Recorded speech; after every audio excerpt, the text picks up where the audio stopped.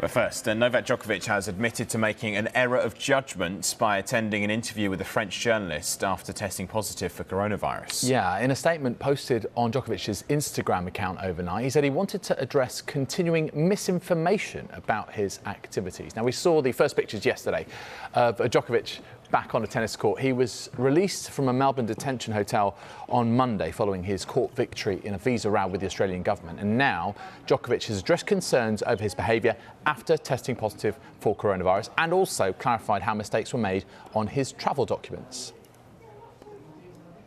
Yeah, so let's take a closer look at the timeline which Djokovic has given then. He suspects that he caught coronavirus whilst attending a basketball game in Belgrade on December the 14th, after which a number of people tested positive. Well, as a result of this, he took a rapid antigen test on the 16th of December, which was negative, and he also took a PCR test that same day. On the 17th of December, he attended a tennis event to present awards to children. He returned a negative rapid antigen test before the event, and then his PCR test came back positive after the event. Well, Djokovic then attended an interview with a L'Equipe journalist on the 18th of December.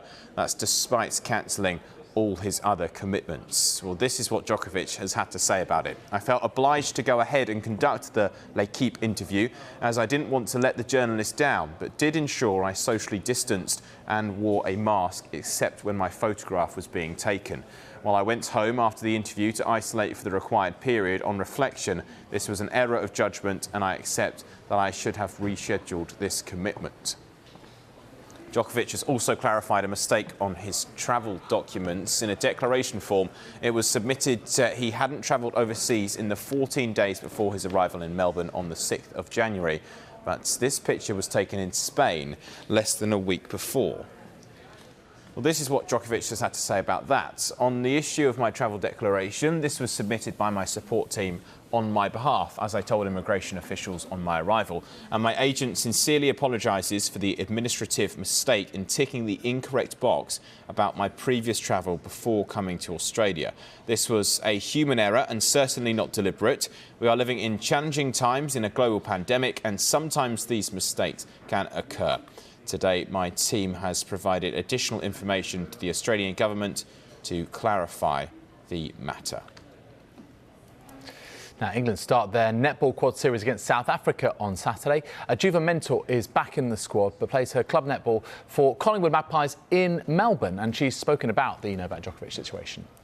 Melbourne was the longest lockdown city in the world, and people, when they have their rights taken away, they have their freedoms taken away, you know how much that impacts you physically, mentally, financially. So to be in that state, I mean, I was fortunate enough that our sport kept moving us around Australia.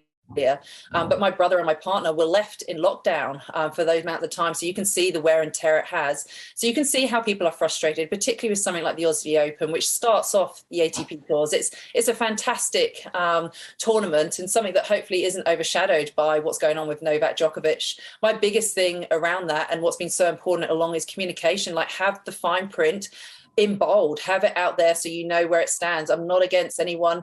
Everyone's free to make their own decisions. But at the end of the day, it just needs to be clear because the Melbourne and Victorian community have been through a lot and you can see why they are frustrated. Yes, it was handled poorly, but it's no reflection on what the locals have actually been through.